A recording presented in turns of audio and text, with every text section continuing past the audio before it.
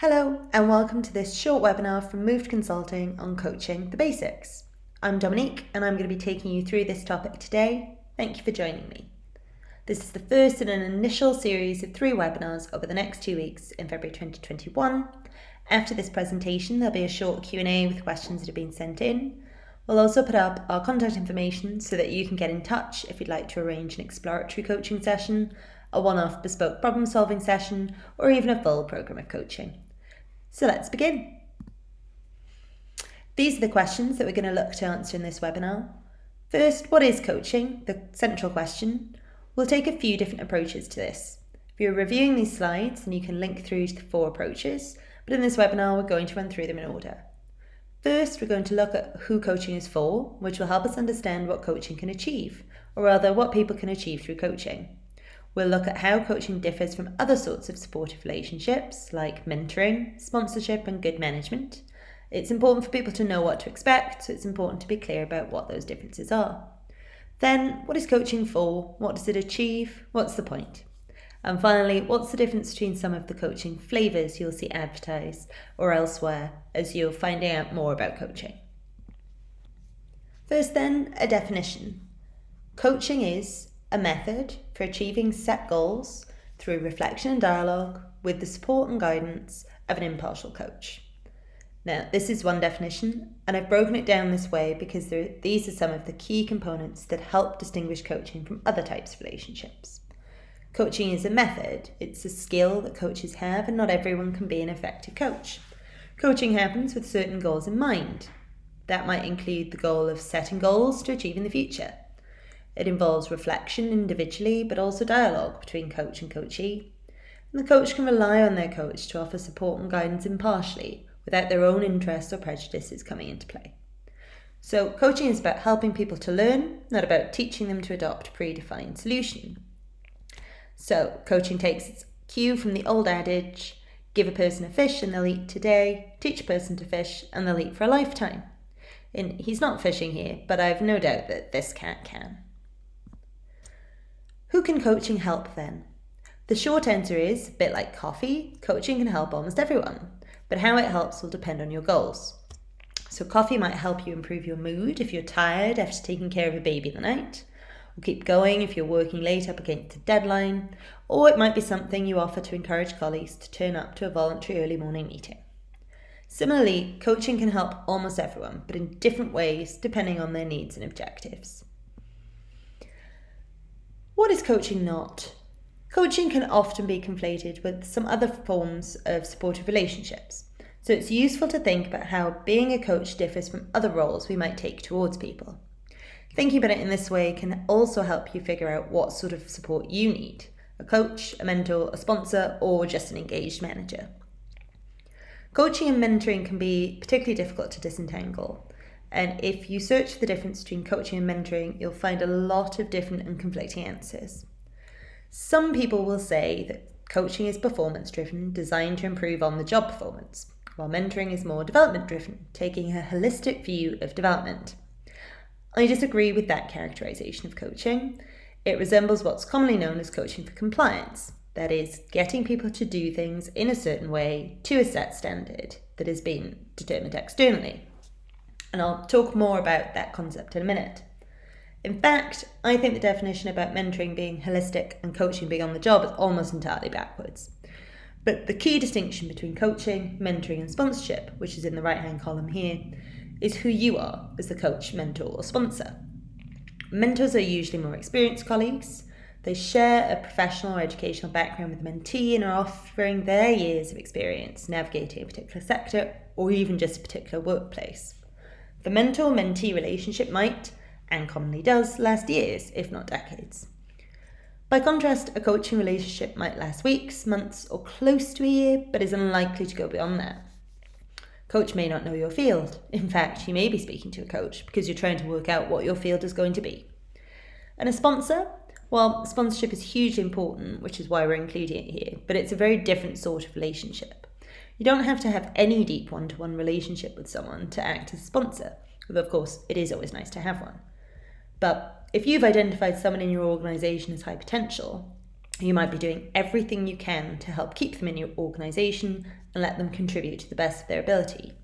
Your positive effect on their career and life trajectory is about the doors you open for them and the opportunities you provide. A coach will be looking to help you find the right doors and open them for yourself. So, a coach might help you identify potential mentors and sponsors who can support your goals, but they don't serve those roles. There's another distinction that's worth covering before we move on. We often talk about managers and leaders being coaches, and the next webinar in this series is going to focus explicitly on that. But the difference between coach and manager helps illustrate the coaching for compliance trap I mentioned earlier. A manager also has goals for you. They set at least some of your objectives, and they want them to be met for reasons aside from your personal fulfillment. Their own promotion and bonus might depend, for example, on the performance of the team you're part of. That's a different sort of relationship to an impartial coach who gets nothing out of your success except the satisfaction of knowing you flourished. When managers try to coach their teams, they need to be careful, and this is just a prelude to next week's seminar about not falling into coaching for compliance.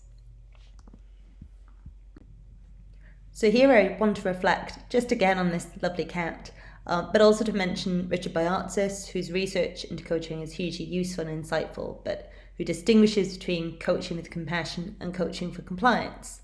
Coaching for compliance is a method of trying to fit someone into a predefined role that they haven't chosen for themselves, acting like a coach, but pushing the coachee towards a goal that you've set them. As you can probably imagine, at its worst, it can invoke negative feelings because someone knows they're not meeting your expectations and feel pressurized into doing something they don't want to do. Best, it kills any positive momentum coaching might bring, even if it gets the quote-unquote right results, because it's not led by the coachee. So, take a look at this guy looking out over the sea, thinking about his next fishing expedition. You'd really struggle to coach him into becoming a mouser. What is coaching for? Well, these preceding slides help us to understand what coaching is and is not. And we've started to get a feel for this question. There are some of the acts that a program of coaching might involve, always with development of insight and forward momentum in mind. So when coaching is in service of solving interpersonal issues, for example, like managing a difficult team or stepping up into a big leadership role, part of the coaching work will be discussing our impressions of those relationships, reflecting as objectively as possible on our own role in them, our own patterns and behaviours. That same sort of reflection can be really useful in coaching to overcome self-limiting thoughts and behaviours, although it's important to note that coaching is not therapy or counselling. Coaching won't just take place in a one-to-one or a group setting for group coaching, which is a slightly more complex dynamic. Coachee will also have to set aside their own time to reflect, to plan, to put into action changes they've decided to make or try to make in service of getting the results they want to see. Finally, as we wrap up, a word about some of the many different flavours of coaching you'll see coaches advertise. These are just a few. Others might include life, health and wellness, and even diet coaching. But I've listed here some of the ones you might be considering with your professional life in mind. So how do you know which one is right for you? The key thing is that ultimately you should choose a coach who understands your goals and objectives and who is willing to work with you in a way that you find productive and helpful. What they choose to call that on their resume is less important, but it's useful to be able to manage a few of the nuances. So, there's a lot of overlap in this set, in particular the final three. Transformational coaching is perhaps the broadest. It's often for those thinking about making a more dramatic change in their life or their career, as transformational suggests. It's intended to change your mindset, so it might focus on confidence building or mindfulness or mapping and navigating career transitions. Career coaching is suitable for people at any stage of their careers who want to develop and make an intentional plan for their career future. This might be provided by employers as part of a graduate program, for instance, or a program for high potential employees. Executive coaching is similar in nature, but usually targeted for senior managers and leaders, or for high potential employees who are looking to reach that level quickly. It can be a really great accelerator. And finally, leadership coaching, although its name suggests for leaders, is actually for anyone who wants to develop leadership skills, regardless of their current role.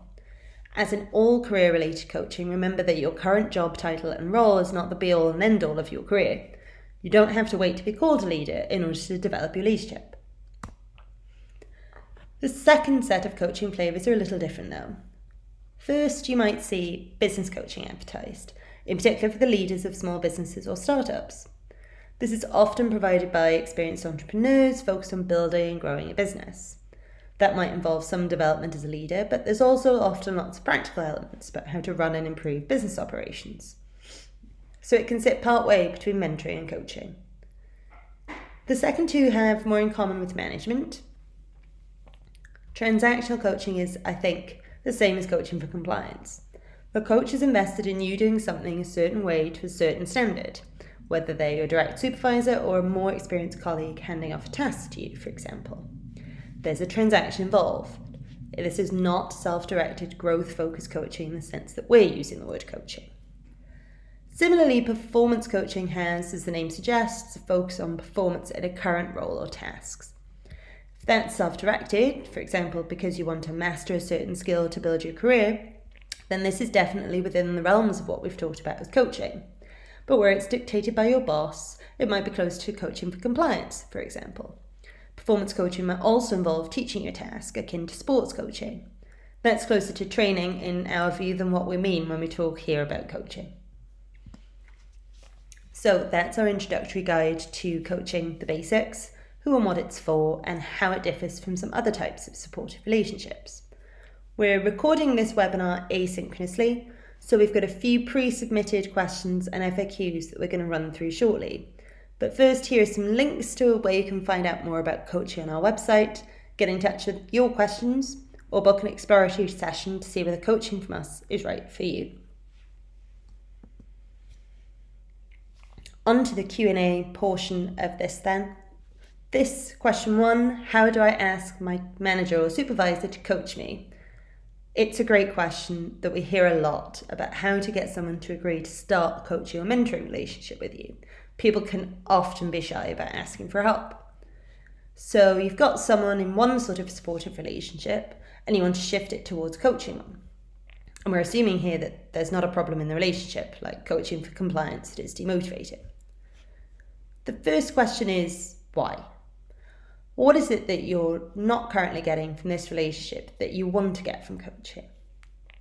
Sometimes people want to ask about coaching when maybe what they're really after is better focused training or a bigger discussion about their career path at a company rather than the day-to-day tasks and projects they might currently discuss with their manager. Assuming what you feel you need is something like coaching, the next question is this the right person? When you already have somebody in a relationship with you, it can feel easy to try to work within that. But being a great manager or supervisor doesn't necessarily mean the person will be a great coach.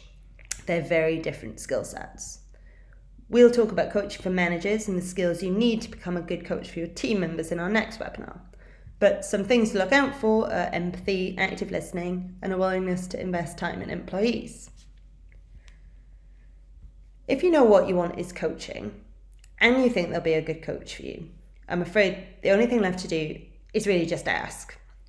But there is an art to asking, of course, especially if your organisation doesn't commonly use coaching. So you want to set out for them what it is you're looking to get out of the coaching and how long you think it'll take.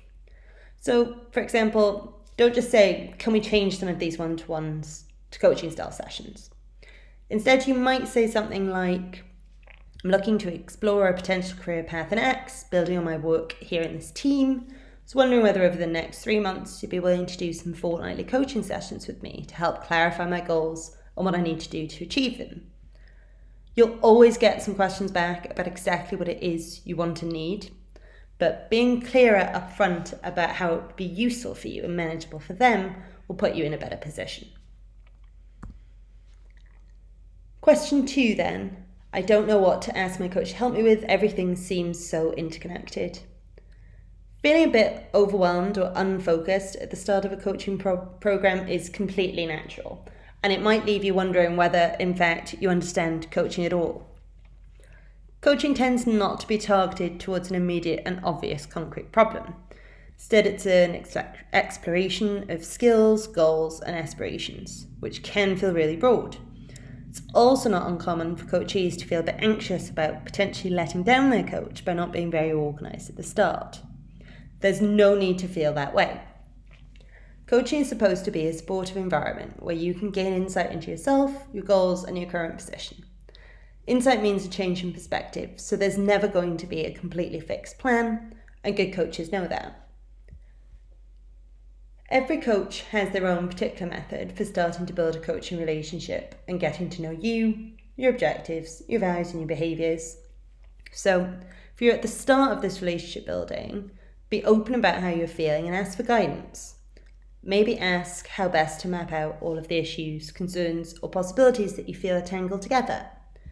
Having something on paper, and this is where that self-directed reflection comes in, might help you pick where to start. Ultimately, your coaching program doesn't have to be perfect, just needs to be useful and give you some skills to help solve problems in the future. How to tease apart related complex problems and break them down into solvable ones is one of those skills and might just be the first thing you need coaching on. Finally, then, question 3. I've done some coaching training in the past, but I don't know how to put the skills into practice. In some ways, this is the flip side of question 1. You think you have the skills to help, but how do you suggest it? We've just put the core question here, but in this scenario, there are some peer-to-peer relationships involved, and that's an additional complication. You don't want to sound like you think your colleague is useless and needs your help to improve, for example. You can frame this approach a few different ways. One is to share the fact that you've done coaching training, to say you want to try to keep it up, and to ask someone whether they'd be willing to be coached by you for a few weeks. Another way is to bring your coaching offer to the table when a colleague is sharing some of their goals, aspirations, frustrations, etc. However you raise the subject, it's important that they can say no and that they define the problem they want to be coached on. You can give them suggestions about the sorts of things that coaching might cover, but you very much want to avoid seeming like you're 1, coaching for compliance, or 2, trying to undermine them by suggesting areas they need to develop. You can also put coaching skills to work in stealth mode, because unless you're trying to become a formal coach, the point here is reaching a good end result, not putting on your CV that you've done X number of hours of coaching. So if your team is struggling to define its purpose or to focus on a problem, for example, you can volunteer to facilitate and structure a meeting using your coaching skills to try to help solve that problem. Coaching can be used in lots of different ways, and the skills you will have developed through coaching training will help in lots of different team scenarios. You don't always have to be looking for a formal coaching role to use them. So, thank you for joining us. That's the end of this quick basics walkthrough and short Q&A. Next time we hope to be able to record some of this synchronously to see some of you there and get some live Q&A. But for now, these are our links again if you're interested in having some coaching with us or just finding out more about coaching. Bye for now.